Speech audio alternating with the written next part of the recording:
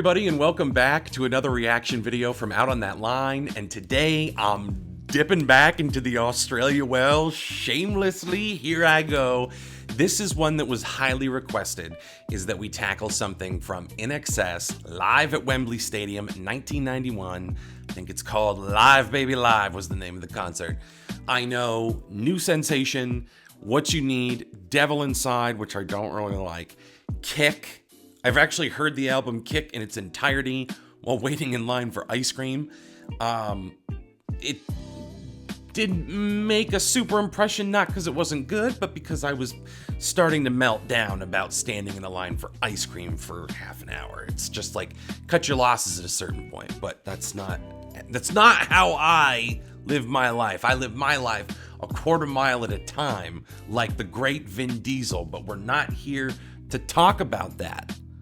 We're here to react to INXS from Wembley Stadium in 1991, Live Baby Live, and their version of the song, Original Sin. I am not familiar. This is a true blind taste test. Let's get into the reaction. Without further ado, Original Sin. See what we got.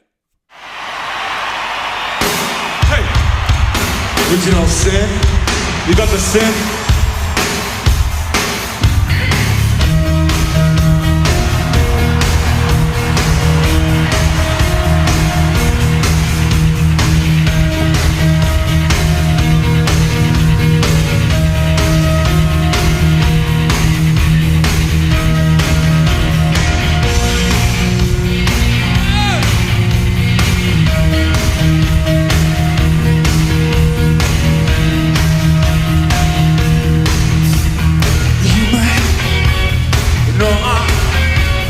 Original sin. You might know how to purify you. But did you know all the money committed in the name of love? Yeah, you thought what it painted. Dream on white boy. Dream on black girl, wake up to a brand new day, to find a Jesus wash away. Yeah. Oh.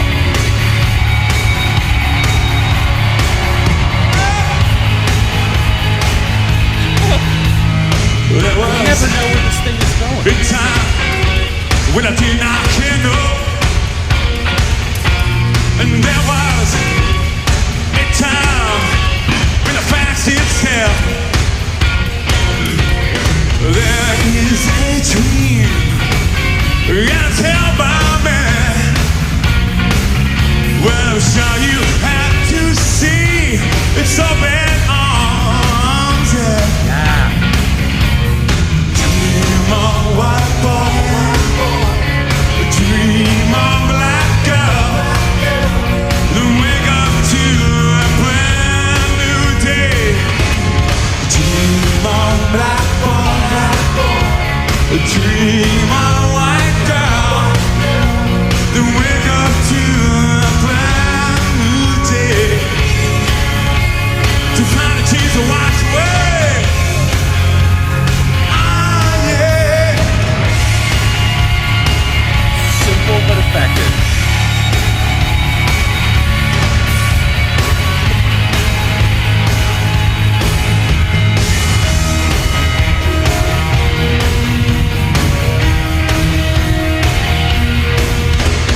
You may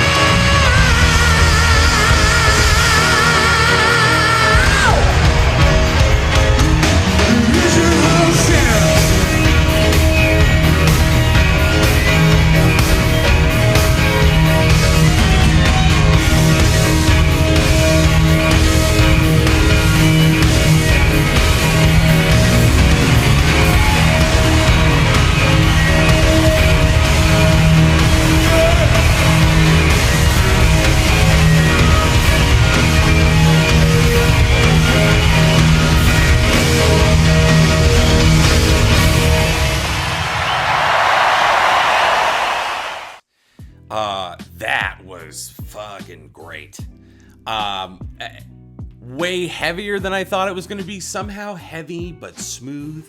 You got nice, smooth keys in there. You have that wonderful dream on black girl. Like, I wish I knew the music theory term for like exactly what's happening there. That transaction that the vocals and the guitar are kind of making in that moment. A fairly like simple, straightforward song when you break it down into its individual parts. Like the guitar just it's not putting a hat on a hat. It's not doing anything like super difficult. I think these disparate elements come together and just give this thing so much energy. That's one thing I've learned, and this isn't me sucking up to the Australians. This is a true discernment.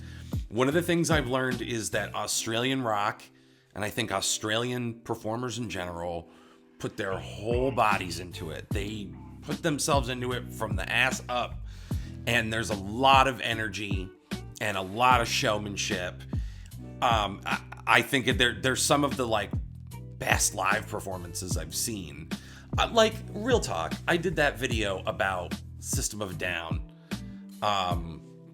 Which one did I do? Hypnotize. Which is, I love that song, and I was so looking forward to that live version. And they like mildly caked their pants. They didn't necessarily shit the bed, but they got close. And that was a huge disappointment for me. And whatever, I still love them. But the Australian performers that we watch are consistently high energy. And the music like this is just very straightforward. It's not rocket science, but it's every element carefully put together to create this big sound. And I mean, Wembley shook with that thing. And the vocals, I wish I knew the vocalist's name. Also not that difficult. He has an interesting showmanship. He's not like David Lee Roth, just just sticking his face in a bag of cocaine like a horse with a feed bag full of oats and then going out. That's its own form of energy, and that's great. There's something very mysterious and powerful that this vocalist does, and I know that sounds very woo-woo, but it's the truth. It's like an arresting stage presence, but it's not like he's kind of like dead in the face. You look at him and you're like, it's not the most mesmerizing magnetic thing I've ever seen. And yet somehow it is in this live version. I also don't know the song, and it went a lot of different places. A song like this could get what I like to call Duran Duran syndrome, where you usually have two things that are working and one that fucks it all up. Or even worse, one thing that's working that's just getting nailed on both sides by bullshit. And it's when you're trying to do too many different things in one song, and it's like, this is too much concept for one song if you're not King Gizzard and the Lizard Wizard. Coincidentally Australian. How do you like that? But a song like this could go on too many tangents, but it found ways to be surprising. Eventually I figure out the pattern, right? But the first time through, you're like, I didn't really expect it to go there. I didn't expect this. That very mysterious sound. Again, I wish I knew the music theory term for it. But the way they turn into these kind of things, it's like Pink Floyd money. I wish I knew what those intervals were. But it's got a great mysterious sound. Again, super high energy, smooth element with the keys in there, charismatic vocal performance. Everybody showed up prepared to do their role, having the time of their lives doing it, and looking so fashionable. I mean, this is the pants could not be tighter and could not be more flattering. And we got red suit guy, and it's just, everybody came prepared with their best for this one. So great suggestion to do INXS from the Wembley show, Live Baby Live. That was fantastic. I feel like these headphones are starting to literally choke me, so I'm not gonna ramble too much more. You know what it is. Put your suggestions in the comments. Please subscribe.